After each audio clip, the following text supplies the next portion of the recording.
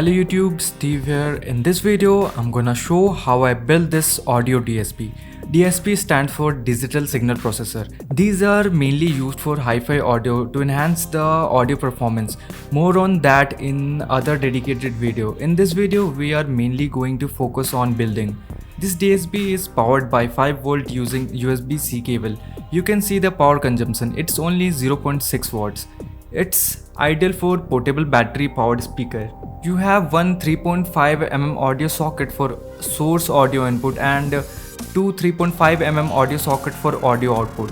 That means 2-channel audio input as an analog signal and 4-channel audio output as an analog signal, and you can individually control each of them.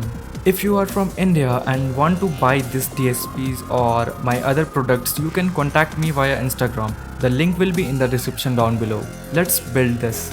First I have drawn the schematics and converted it into PCB file.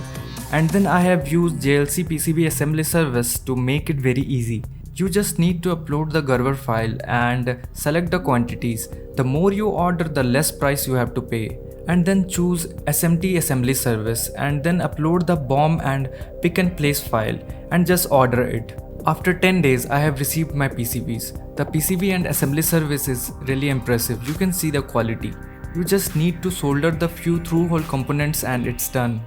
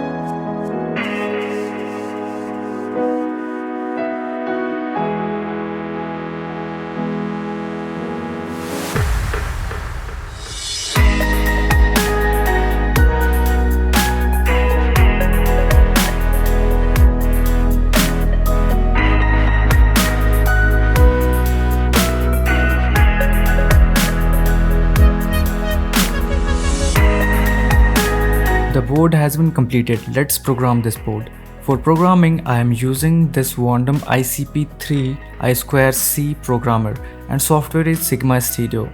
In this video, I am only showing live mute and crossover control. You can do in less settings and save it.